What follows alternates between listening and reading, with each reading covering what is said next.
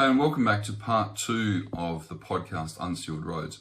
And in this one, we're just going to look at gravel resheeting, and we're going to expose it for the absolute debacle that it is.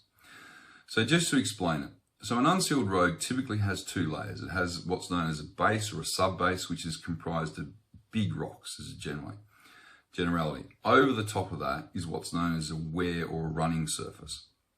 Now that is typically 150 mils deep. It's comprised of really fine rocks and it's designed to hold together. It has quite a high clay content in it. And it's designed to give you a smooth ride. And this is the one that is lost.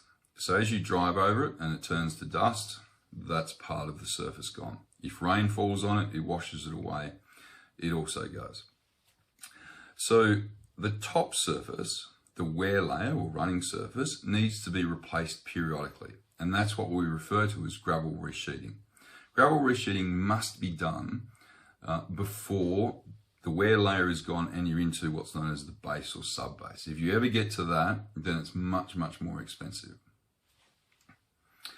One of the things that is apparent is in a high rainfall area, such as our council area, your loss of gravel is accelerated. And if you have a rut appearing from the tyres on a road and water gets in it, it will rip it apart really quickly. You're going to have a huge amount of loss. If you don't have proper gutters and the water goes across the road, it scours it, you lose a lot of gravel. So having proper maintenance, which is grading, is critically important. So one of the questions is, if we know that the typical depth of a wear layer is 150 mil, then what's its loss per year? Now, this is critically important because it drives the asset management practices and your forward works programs, referred to as a rolling works program. So that is, in the next year, what do you need to do because it's lost it in the past? Over the next 10 years, which roads are we going to do? Now, I asked council, I put a Freedom of Information request or a GIP application in, asking for their records or their register or asset management software system which recorded the date that roads had historically been gravel resheeted. They came back to me extraordinarily and said, oh no, we never captured that before, probably 2015. So they have no idea as to what roads need resheeting, when it was last done, or the amount of loss. So what are other councils' work as their gravel loss per year? Our neighbouring council, PHMC, works on a 10 to 15 millimetre loss per year. When I look at the roads benchmarking reports done every 2 years, and it comprises about 178 councils and gives an average, the average life of an unsealed road is between 10 to 15 years. 150 mil thick layer gives you a loss of between 10 and 15 millimetres a year. In fact, it's a pretty well accepted standard that it's between 10 and 15 mils. Now, I received an email from council. I asked them the question, what do you allow as loss? And they said, oh, well, we allow 5 millimetres of loss a year. That means that if you have a 150 mil thick wear layer, you lose it after 22.5 years. Okay. Now, council like to be prudent, so they engaged a company called ARRB, which is the specialist on unsealed roads across Australia. They wanted them to review the 2018 Unsealed Roads policy, which introduced, breathtakingly, the resheeting frequency of 115 years. So 4 generations of people before you get new gravel added. So ARRB, being the specialist that it is, came back and wrote in the report that council's resheeting frequency was 8 to 10 times the accepted industry standard. Well, the Local Government Act puts a very strict requirement on decisions. One of them is that a manager or the elected body must not create an intergenerational debt burden. It also requires for asset management that sufficient funds are allocated to those assets to maintain them. It's a fundamental breach of the Local Government Act, and it's a fundamental breach of council's asset management policy. You've got to ask the question, how can a competent person in a high rainfall area, so completely disregard logic, industry experts, historic practice, and then remember that 1 in 10 year gravel resheeting was funded from a special rate variation. So where the hell have those funds gone? Presumably for a new wharf or a new pool. So let's just drill down, and I'm going to put up a picture. So this is an extract from the annual report. Now this is talking about the use of the 2001, 2004, 5 and 5, 6 special rate variations. And you'll see they say it's been used for additional road maintenance. And in the second paragraph down, you'll see they say it was used for additional resealing and gravel resheeting of council roads. The increase was based on a strategy to reduce the frequency of resealing and resheeting to once every 10 years. Prior to this, it was much longer. Well, you're still paying for that SRV. Now, theoretically, every road would have been gravel resheeted up until 2015-16, being 10 years from 2005 or 6. And we will show you that is absolutely not the case. So I'm going to put up another picture now. And this gives an illustration as to what council said they were doing in terms of a percentage in kilometres. And I've given you the source document. So you can see there, before the special rate variation in 2000, it's unknown. We have no idea what distance they were doing each year. But clearly they were doing it.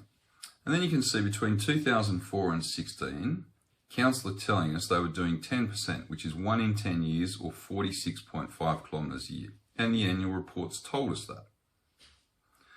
Then if you look in 2016, we dropped to 6.45%, 1 in 15 years or 30 kilometres a year. And this was told to the Your Voice, Our Community consultation focus group.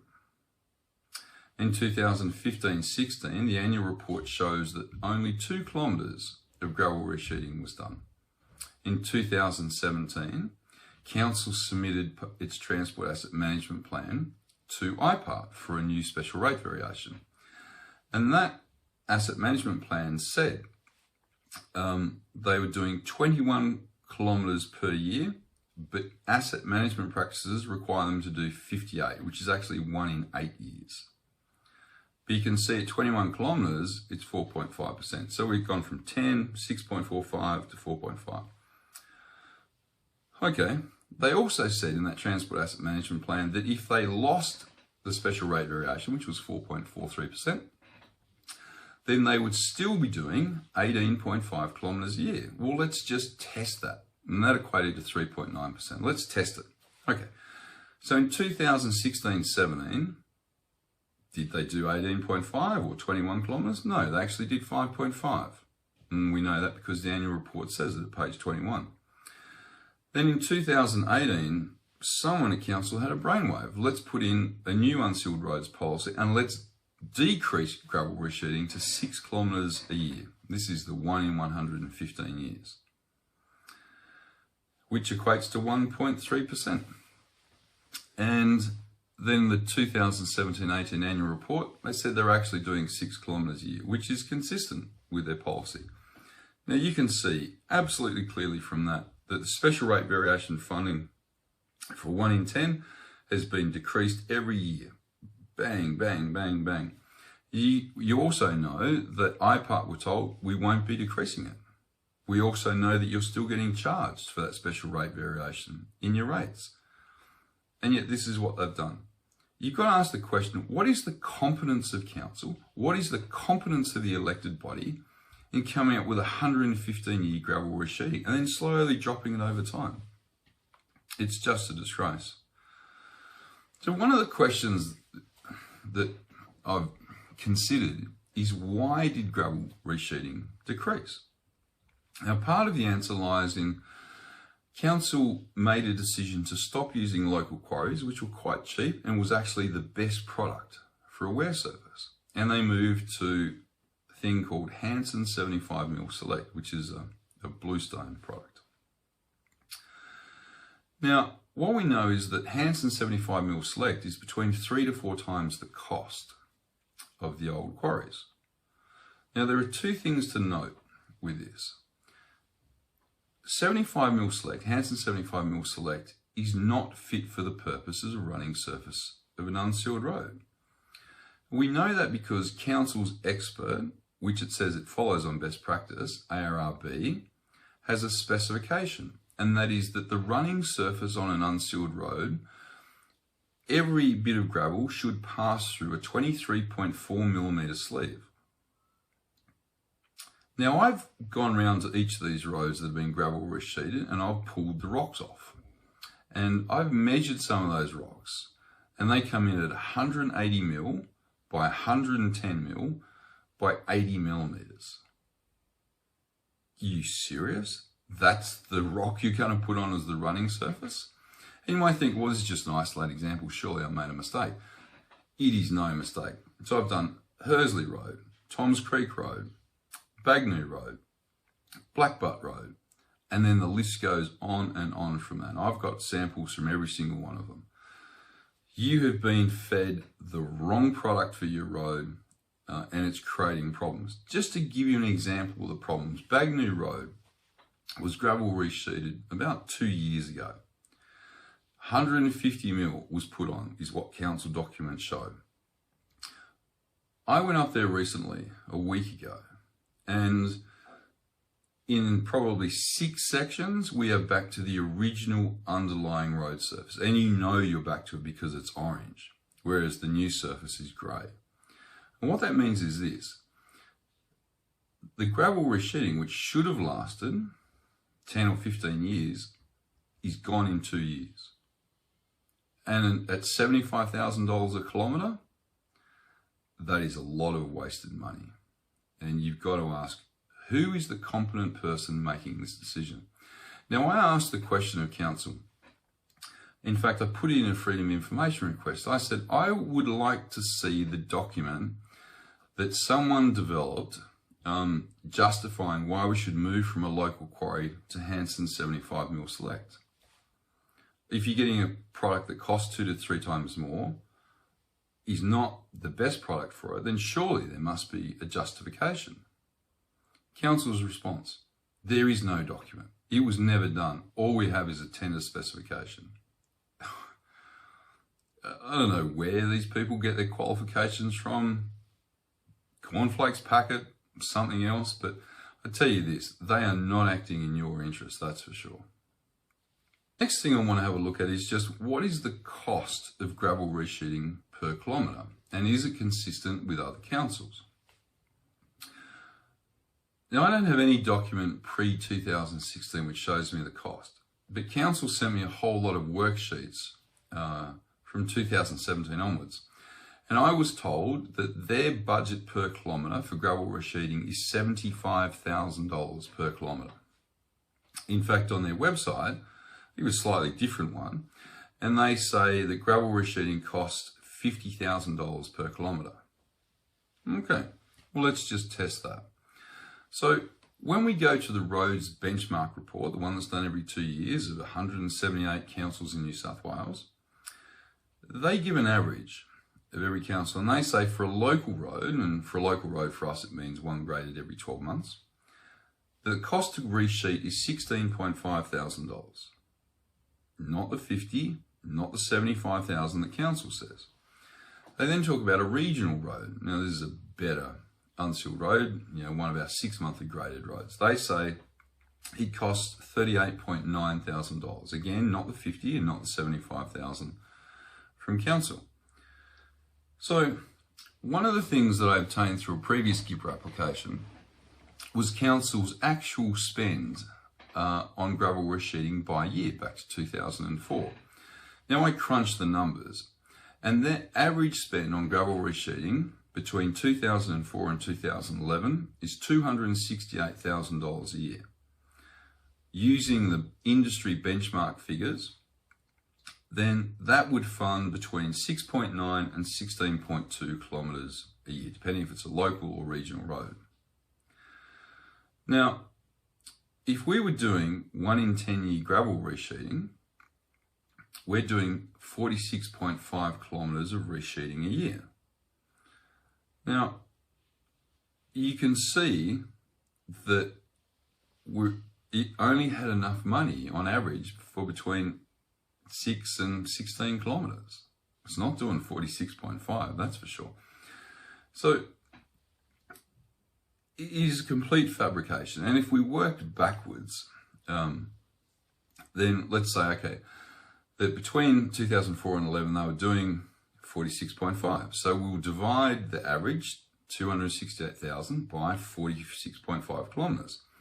That equates to a cost per kilometre for resheeting of $5,700. Impossible. So you can't resheet a road per K for $5,700. And in 2009-10, they only spent $155,000 doing gravel resheeting. So let's use the industry benchmark figures again, and that would give us between 3.9 and 9.4 kilometres of gravel resheeting, assuming we had spent $155,000. If we then took $155,000 and we divided it by the 1 in 10 years, which is 46.5 kilometres, we come up with a cost of $3,300 per kilometre. So clearly what you can see is what you were told in annual reports that you were getting 1 in 10 is a complete and utter fabrication. It bears no relationship to the truth whatsoever. Things that I asked council is how do they work out which roads are going to be gravel resheeted? Now, their asset management plans require them to come up with a 10-year rolling works plan. Now, I was told that that doesn't exist for gravel resheeting. And when you understand they never captured the data, you understand they have absolutely no idea. So they can't develop a 10-year rolling works plan. So I said, well, how do you do it then? And I was told that, oh, mate, we get the grader team leaders in and we sit down and work out which roads we're going to do that year. So your old mate, the grader crew, says, oh no, I want to look after my mate Freddie. We'll get Freddie's road done this year. It's like, it's like a scene out of, what's that skit? It's like a scene out of Fawlty Towers. This is just a joke, this council, it really is. Now, the last point I want to talk about in gravel resheeting is what happened after the floods in March of 2021. And in particular, Bill Hill Road. Now, there's been a lot of talk about dodgy developer deals and council selling off land that it shouldn't have done and looking after their mates and blah, blah, blah. Well, you need to look a little bit closer to home. So Bill Hill Road was approved for closure and sale in 2021. Now, I'm just going to give you the facts. I'm not going to draw any inference from this whatsoever. Council has a very clear policy on the disposal of assets, and it gives very prescribed reasons as to why it can be sold. And bear in mind, they're selling off your asset. Their reason, which is published in the minutes, is that the property holder, which is a tea tree farm, needed to manage its biosecurity risk. And because the road ran through the middle of their farm, they needed to close the road and obviously then sell it to the landholder. Now, closing a road and selling it for the purposes of managing biosecurity hazard, which every other primary producer seems to manage by putting a fence up on the side of the road, is not a prescribed reason for the disposal of an asset. So how then did the elected body approve the sale of a public road for a reason not under their policy of disposal of assets to a private person or company in this case? And what it did was it turned a through road into a no through road. Bear in mind that from 2012, all decisions relating to roads must be based on risk. So are there other roads that should have been closed before the sale of Bill Hill Road? So let's look at it. So 2 roads stand out. One is Thone River Road and the other is Hardy's Plains Road. I'm going to talk about Thone River Road. Thone River Road has Thone River running through it. And in the 2012-13 floods, the bridge or the access was washed away. Council decided it wasn't going to replace it. And in fact, we're going to put a fence across one side of the road. Now, the problem with that is it creates a road on either side of the river and you can't get across it. So when a ratepayer who lives on the road had a heart attack and the ambulance was called, the GPS sent them to the wrong side of the river and they couldn't get across. Meanwhile, this person's still having a heart attack, desperately needs medical attention. The ambulance is what, 10, 15 minutes delayed? Council's response to that was interesting. It said, well, we'll let the ambulance know that next time they come out, they need a 4-wheel drive. Seems responsible. Anyway, 6 weeks later, person has another heart attack. And they don't send the 4-wheel drive ambulance, they send the 2-wheel drive ambulance. Like, surely Thone River Road and Hardy's Plains Road should have been closed off so that your GPS coordinates that you're given don't direct you to the wrong side. But somehow that's all been disregarded and we're going to do a particular deal with Bill Hill. Now, the property on Bill Hill Road, my understanding is that's the same property that when there was a development application, was required to put a security up to council in the hundreds of thousands of dollars to cover damage to the Hatch Road. Now, the Hatch Road ended up being so badly damaged over years of heavy vehicles that the whole bitumen road was torn up and was reverted back to gravel. And this has been a fight for years. When they tried to find the money that should have been put in as security, in hundreds of thousands of dollars, it was gone. The investigation that I've seen seems to suggest that it was never received by council. Now, I don't know, I don't have the facts on that. I've just read reports and I'm relaying what I've read. But you have 2 strange coincidences relate to it. One of the things that I want to talk about and just show you an actual example on is the size of the rocks that they're using for gravel resheeting. Now remember that it should be no more than 23.4 mil in accordance with the ARRB specifications for running surface. So that is a rock that was put down in recent gravel resheeting. That is about 23 millimeters. That's the one that they should be using as the maximum size. That is the rock which they're currently using. And we're wondering why they're failing after 2 years.